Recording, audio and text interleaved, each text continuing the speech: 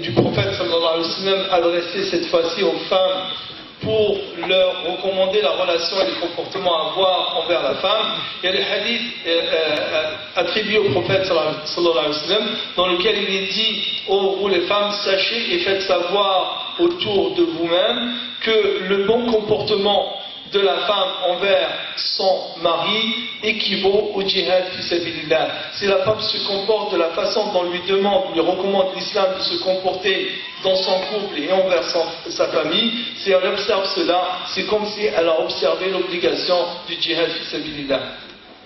أيها الإخوة، حقيقة دقيقة وخطيرة.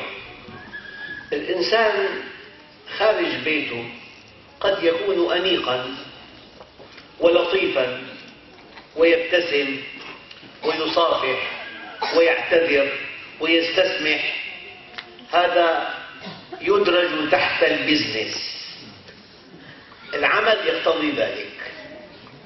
لكن الأخلاق الحقيقية والأصيلة تظهر في البيت. لذلك قال عليه الصلاة والسلام: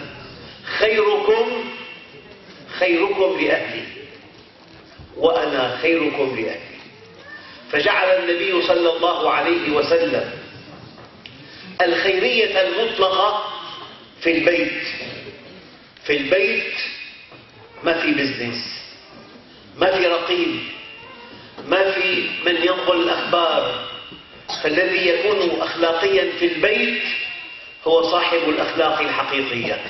لذلك خيركم لأهله وأنا خيركم لأهلي. Chers frères et chers, il y a une réalité, c'est que souvent, voire si ce n'est toujours, l'homme à l'extérieur, il se comporte toujours, disons, de façon exemplaire et de façon convenable. Il salue quand il doit saluer, il remercie quand il doit remercier, il s'excuse et se comporte de façon respectueuse et respectable avec les autres. Mais en fait, ceci, il le fait à l'extérieur et on peut considérer que cela rentre dans le cadre du business, afin de gagner dans sa relation avec les autres. Or, le prophète sallallahu alayhi wa sallam nous recommande d'être les meilleurs envers nos épouses en disant dans le hadith: le meilleur d'entre vous est celui qui est le meilleur envers son épouse, et moi, dit le prophète sallallahu alayhi wa sallam, je suis le meilleur envers mon épouse. إخواننا الكرام، الذي يتوهم أن المرأة التي في البيت ليس لها عمل، أحيانا على البطاقات فلانة تعمل موظفة، تعمل مضيفة طائرة، تعمل أيام ليس لها عمل. هذا أكبر خطأ. أردت أن أوضح لكم هذه الحقيقة. ذكرت هذا في سويسرا قبل أن آتي إليكم. واحد مر على ركاب الطائرة وأخذ وظائفهم وأعمالهم، فلما وصل للطيار قال ليس له عمل، مع أن الطيار يقوم بأخطر عمل. أو رأى غرفته صغيرة: ما الذي جعلك تقبع هنا؟ انطلق إلى خارج هذه الغرفة. فالمرأة التي تتوهم وهي متفرغة لتربية أولادها أنه ليس لها عمل وإنسان أحمق وغبي. هي تقوم بأعظم عمل، تربي أولادها. لذلك أول من يمسك بحلق الجنة أنا، هكذا قال عليه الصلاة والسلام. هذا الحديث في الأدب المفرد للبخاري: أول من يمسك بحلق الجنة أنا، فإذا امرأة تنازعني تريد أن تدخل الجنة قبلي، قلت: من هذه يا جبريل؟ الحديث طويل. إنها امرأة ربت أولادها تنازع رسول الله دخول الجنة. أيها الإخوة الكرام، حينما فتح النبي صلى الله عليه وسلم مكة المكرمة دعته بيوتاتها العريقة ليبيت عندهم. قال: لا، انصبوا لي خيمة عند قبر خديجة.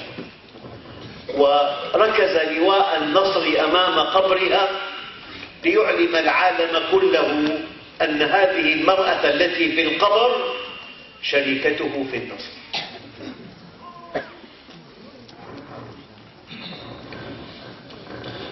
Aussi, donc, doit-on savoir que celui qui croit que la femme, quand on dit d'une façon générale, pour la femme qui est chez elle et qui s'occupe de l'éducation de ses enfants, souvent dans les papiers, quand on remplit les papiers et qu'on parle de la fonction de celle-ci, on dira quelle est son fonction ou bien quel est son travail.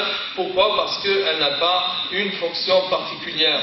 Or, ceci est une grande erreur de considérer que la femme, parce qu'elle est chez elle et qu'elle s'occupe de l'éducation de ses enfants, qu'elle est sans fonction. En fait, la plus noble des fonctions, c'est celle qui est accomplie par cette femme qui s'occupe de l'éducation de ses enfants. كان عليه الصلاة والسلام زوجا ناجحا. سألته مرة السيدة عائشة: كيف حبك لي؟ قال: كعقدة الحبل. تسأله من حين لآخر: كيف العقدة؟ يقول: على حالها، عقدة متينة. فالذي يظن أن يخبر امرأته أنه يحبها إنسان بعيد عن السنة. لا بد من أن تعرب لها عن محبته، ألا كعقدة الحبل.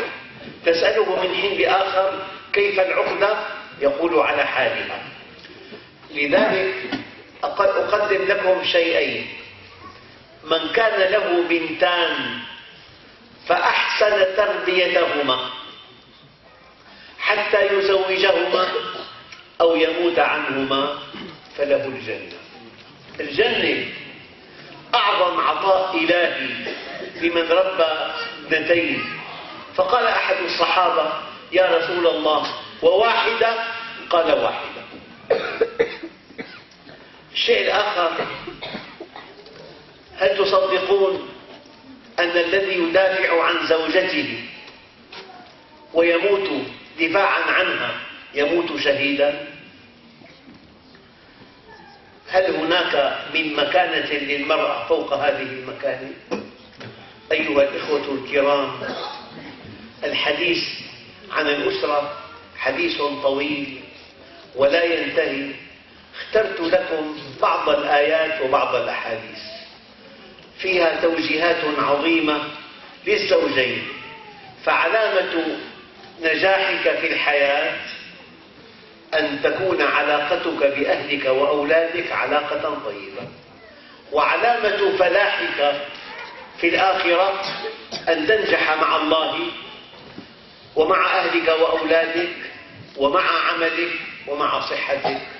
والسلام عليكم ورحمة الله وبركاته. Le prophète sallallahu alayhi wa sallam était un homme qui a bien réussi dans sa vie familiale. La réussite du prophète sallallahu alayhi wa sallam dans sa vie familiale était entière. Et pour un exemple, le prophète sallallahu alayhi wa sallam, quand il était avec son épouse, avec Aïcha radiyallahu ta'ala anha, il présentait cette relation qu'il y a entre lui et son épouse comme un nœud d'une corde. Et ainsi, Aïcha, quand elle voulait connaître la situation de la relation entre elle et lui, elle lui dit comment va le nœud de la corde, et le prophète lui dit que le nœud va bien. Donc, je vous rappellerai, dit le cheikh, le hadith du prophète sallallahu alayhi wa sallam, pour montrer l'importance de la femme. Il dit, le prophète sallallahu alayhi wa sallam, celui à qui Allah a accordé 2 filles et qui prend soin de leur éducation jusqu'à ce qu'elles parviennent à leur mariage, Allah lui accorde le pèlerinage. Allah donc accorde le paradis. Allah accorde le paradis comme récompense à celui qui aura éduqué 2 filles, qui les a fait grandir jusqu'à ce qu'elles arrivent à l'âge de mariage et qu'elles se marient. Or, on n'oublie pas que le paradis est le plus grand don et la plus grande récompense qu'Allah Ta'ala accorde à une personne. C'est Allah, il a fait que cette récompense soit celle de l'éducation de 2 filles. Cela montre bien